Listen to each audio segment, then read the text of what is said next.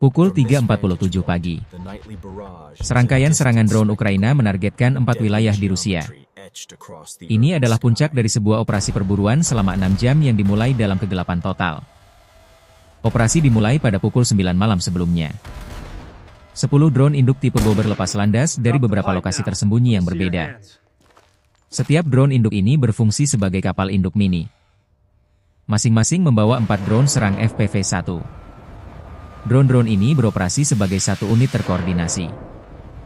Untuk serangan kritis pertama, 4 dari drone induk ini ditugaskan ke kilang minyak Lukoil. Misi mereka adalah penerbangan sejauh 600 mil di atas sungai Volga. Penerbangan ini dilakukan pada ketinggian sangat rendah. Hanya 50 kaki di atas permukaan air. Di mana satu kesalahan kecil dapat berakibat kegagalan total. Selama 6 jam, pergerakan mereka tidak terdeteksi. Kemudian pada pukul 3.30 pagi, pendekatan mereka akhirnya terlihat. Seorang operator sistem pertahanan udara Pansir S-1 Rusia mendeteksi ancaman di layarnya. Layarnya yang semula hitam kini menampilkan 4 kontak samar di ketinggian rendah. 4 target. Ketinggian rendah. Lapornya melalui headset. Sistem pertahanan diaktifkan. 2 sistem Pansir. Sebagai pelindung utama aset bernilai miliaran dolar tersebut, mulai mengarahkan turret mereka. Suara hidrolik memecah keheningan dini hari. Pada titik ini, sebuah rencana yang diperhitungkan berubah menjadi taktik yang cermat.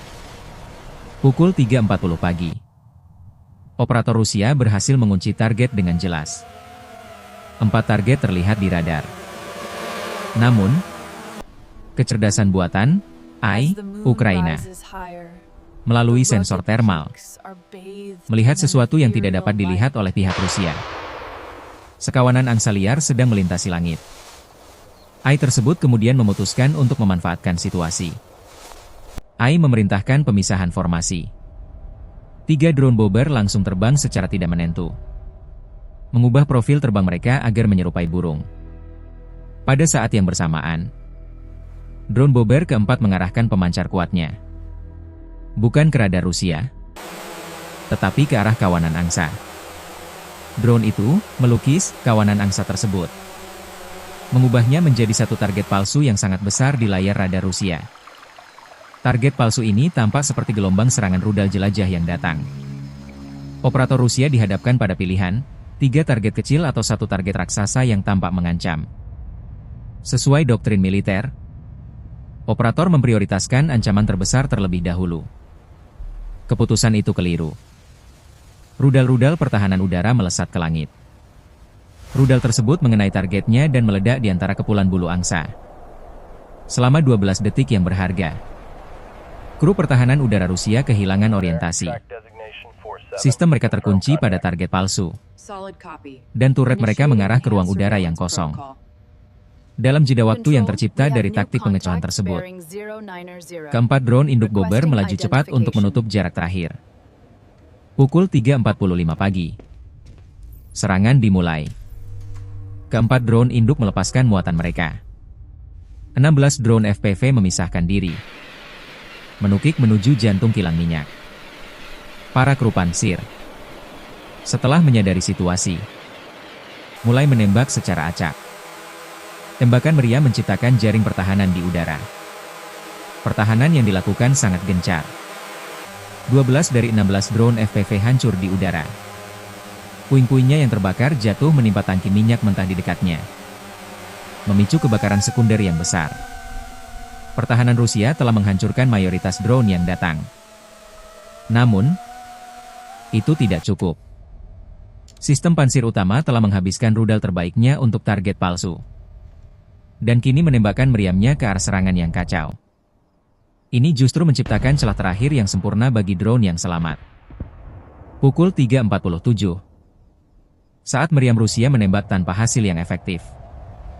4 drone FPV yang tersisa dari Bobber nomor 4 memiliki jalur yang jelas. Namun, Ukraina masih memiliki satu kejutan terakhir.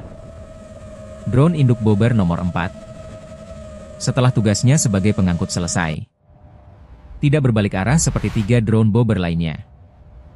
Drone tersebut ikut menukik, berubah menjadi drone kamikaze. Ia mengikuti drone-drone FPV yang diluncurkannya untuk melakukan serangan serentak 5 wahana. 4 drone FPV dan drone induknya menghantam fasilitas tersebut. 4 serangan langsung mengenai kolom distilasi utama. Dan serangan kelima mengenai ruang kontrol utama.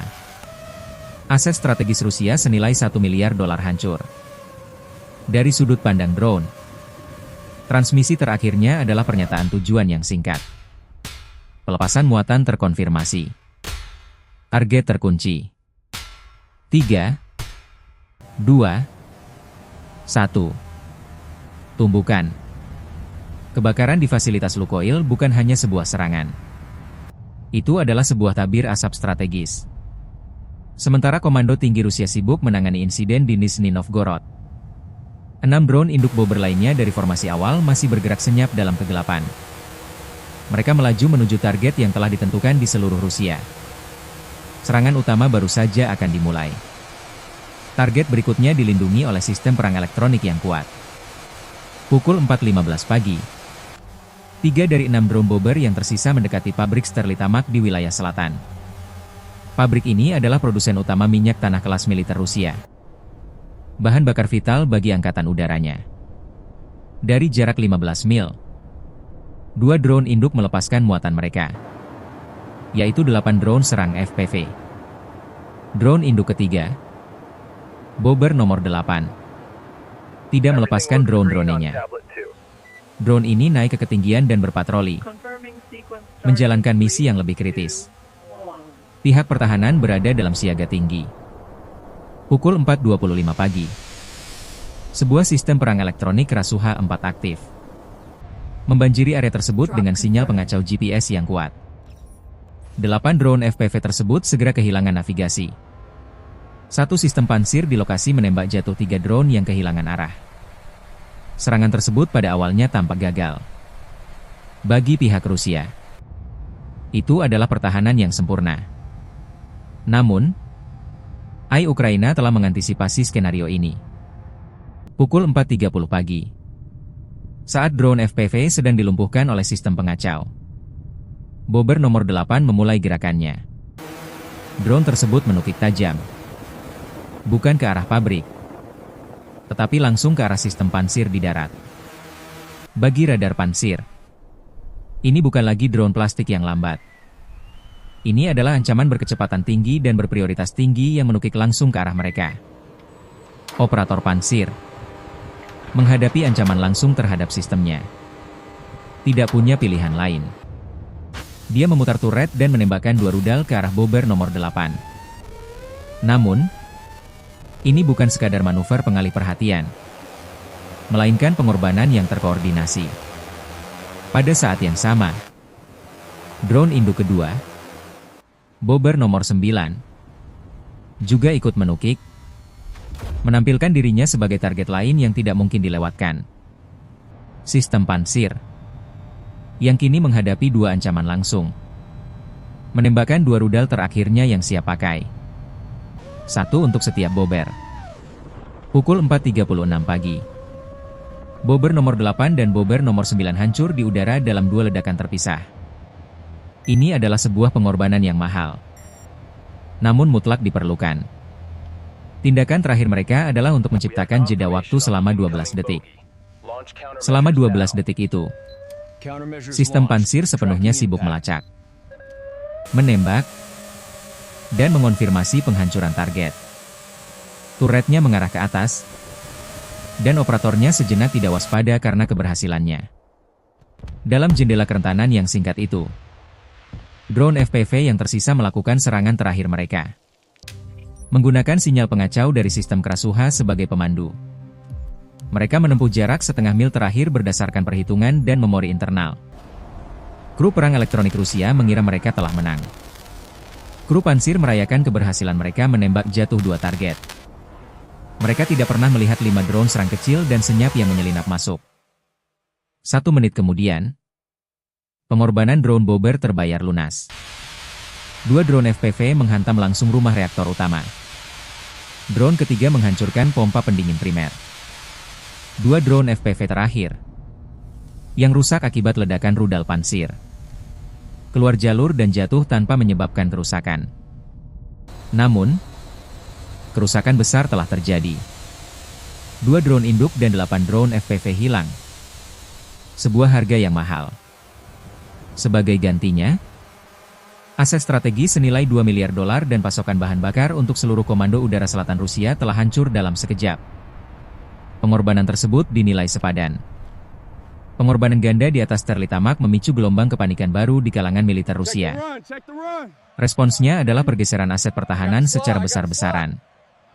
Percaya bahwa ancaman utama masih tertuju pada pusat industri mereka. Rusia mulai menarik sistem pertahanan udara jarak pendek tercanggihnya dari garis depan. Sistem-sistem ini ditarik mundur untuk melindungi infrastruktur kritis. Salah satu sistem tersebut adalah Tor M2. Kendaraan segala medan yang dikenal sebagai Sa-15 Gauntlet. Ini adalah sistem pembunuh drone utama milik Rusia. Dan salah satunya telah siaga untuk mengantisipasi serangan Ukraina berikutnya. Langit di atas Rusia Selatan kini menjadi benteng yang dilindungi oleh jaringan radar yang rapat. Terbang ke wilayah itu adalah tindakan yang sangat berisiko. Pukul 5 pagi. 2 dari 3 drone induk Bobber yang tersisa terbang dalam formasi rapat, bersiap untuk menyerang. Target mereka adalah gardu listrik utama di Volgograd. Dari jarak 10 mil, mereka melepaskan seluruh muatan mereka. 8 drone serang FPV. Pihak Rusia sudah siap. Pukul 5.10 pagi. Operator Tor M2 yang ditempatkan hanya setengah mil dari gardu listrik mendapatkan kunci target yang ditunggunya. 8 target bergerak lambat di ketinggian rendah. Ini adalah jenis ancaman yang dirancang untuk dihadapi oleh sistem Tor. Melawan 8 target. Lapornya dengan tenang. 2 rudal 9 M331 diluncurkan secara berurutan. Rudal pertama menghancurkan 2 drone FPV dalam satu ledakan. Rudal kedua menjatuhkan drone ketiga. Gerombolan drone Ukraina dihancurkan dengan efisiensi mesin. Tetapi AI Ukraina telah mempelajari lawannya. Ia tahu bahwa kekuatan terbesar Tor M2 juga merupakan kelemahan terbesarnya, ketergantungannya pada satu radar penjejak yang kuat. 5 drone FPV-1 yang selamat menjalankan tindakan balasan mereka. 2 drone tiba-tiba memisahkan diri dari formasi dan naik. Memancarkan sinyal elektronik yang dirancang untuk mengganggu piringan radar sistem Tor. Sistem otomatis Tor yang diprogram untuk memprioritaskan ancaman paling agresif. Langsung terkecoh. Radar tersebut berputar ke atas untuk fokus pada target pengecoh. Membuatnya buta terhadap apapun yang terjadi di bawahnya. Sementara sistem Tor menatap ke langit, mencoba menembus gangguan elektronik. Sistem otomatisnya melakukan persis seperti yang telah diprogramkan. Sistem itu menembakkan 2 rudal lagi dan menghancurkan 2 drone FPV pengecoh. Dalam jeda waktu itu, 3 drone FPV yang tersisa, yang sama sekali tidak terlihat oleh radar yang terganggu, melakukan serangan terakhir mereka tanpa perlawanan. Operator Tor yang menyadari kesalahan fatalnya saat sistemnya mengonfirmasi penghancuran target pengecoh, berusaha mati-matian untuk mencari target baru. Tetapi waktu rotasi sistem selama 4 detik terasa sangat lama dalam situasi tersebut. Pukul 5.15 pagi. Konsekuensinya harus dibayar. 3 drone FPV terakhir menghantam gardu listrik. 1 menabrak unit saklar pusat. 2 lainnya memutuskan jalur transmisi tegangan tinggi utama. Busur api biru besar menerangi langit sebelum fajar. Diikuti oleh kegelapan total yang tiba-tiba. 16.000 rumah penduduk Rusia. Dan yang lebih penting, pusat jalur kereta api militer untuk front selatan mengalami pemadaman listrik total. 2 drone induk yang melancarkan serangan itu tidak menunggu untuk melihat hasilnya. Setelah muatan terkirim, mereka berbelok tajam dan kembali menghilang ke dalam kegelapan. Misi mereka selesai. Tetapi tugas malam itu belum berakhir. Pukul 5.30 pagi. Drone induk Bobber terakhir, yang terbang di rute utara, mendekati kota RYLSK, di dalam wilayah Kursk Oblast. Targetnya adalah stasiun peralihan kereta api utama yang mengontrol semua lalu lintas militer antara Kursk dan Luhansk yang diduduki. Menghancurkannya tidak hanya akan menyebabkan kemacetan, tetapi akan memutus arteri logistik strategis. Dari jarak 12 mil, drone Bobber terakhir melepaskan 4 drone serang FPV terakhirnya. Sistem Tor M2 yang menjaga jalur kereta api mendeteksi 4 target kecil tersebut.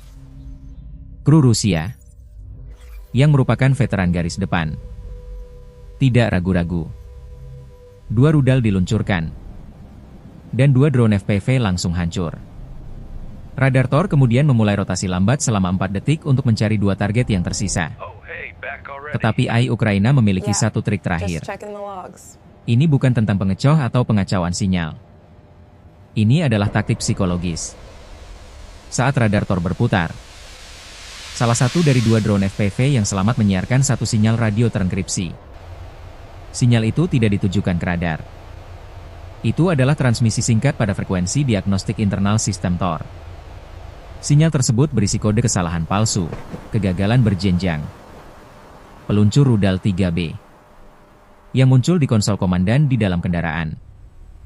Bagi kru Rusia, ini adalah situasi darurat. Kegagalan peluncur di tengah pertempuran adalah keadaan darurat yang kritis.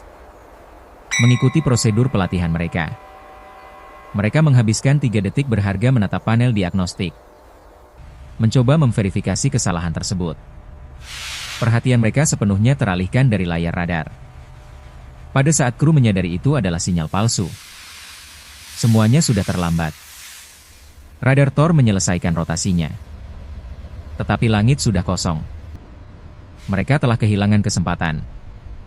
Pukul 5.38 pagi, 2 drone FPV berhasil menembus pertahanan. Satu menabrak menara saklar utama, mengubah jaringan rel dan sinyal yang rumit menjadi tumpukan logam cair. Drone FPV kedua, setelah misi utamanya selesai, melanjutkan perjalanan dan menabrak kereta amunisi di dekatnya yang sedang menunggu untuk berangkat ke garis depan. Ledakannya sangat besar. Ledakan sekunder yang dahsyat mengguncang kota RYLSK dan mengirimkan gelombang kejut yang dapat dirasakan hingga melintasi perbatasan di Luhansk. Domino terakhir telah jatuh.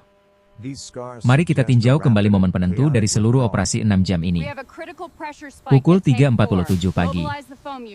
Drone FPV-1 dan induknya, Bobber nomor 4, menghantam kolom distilasi tersebut. Serangan tunggal yang presisi itu tidak hanya merusak sebuah peralatan. Serangan itu memicu kebakaran di jantung ekonomi perang Rusia. Dari satu percikan api itu, timbul kerugian yang diperkirakan mencapai 5 miliar dolar. Mari kita hitung total kerugiannya. 40% pasokan bensin Moskow hilang. Sumber utama minyak tanah angkatan udara Rusia di selatan hancur. Sebuah pusat logistik penting mengalami pemadaman listrik. Dan jalur pasokan lapis baja utama terputus. Sebagai gantinya, Ukraina mengorbankan 3 drone induk dan 36 drone FPV. Sebuah investasi kurang dari $1 juta untuk menimbulkan kerusakan langsung senilai 5 miliar dolar dan menciptakan masalah strategis yang serius. Namun, kemenangan sebenarnya bukan terletak pada neraca keuangan. Kemenangan sebenarnya adalah kepanikan yang ditimbulkannya. Kepanikan ini memaksa Rusia untuk menarik 8 sistem pertahanan udara pansir dan Tor paling mematikannya dari garis depan hanya untuk menjaga puing-puing yang terbakar. Setiap sistem yang ditarik mundur menciptakan celah baru bagi roket HIMARS dan rudal Storm Shadow Ukraina untuk masuk. Pelajaran utamanya adalah bahwa perisai pertahanan senilai ratusan juta dolar bisa menjadi tidak berguna jika lawan cukup cerdas untuk melewatinya dengan sistem berbiaya rendah. Ukraina tidak hanya bertempur lebih keras. Mereka bertempur lebih cerdas. Ini adalah wajah baru peperangan. Dan Rusia sedang mempelajari pelajaran itu dari setiap kilang minyak yang terbakar.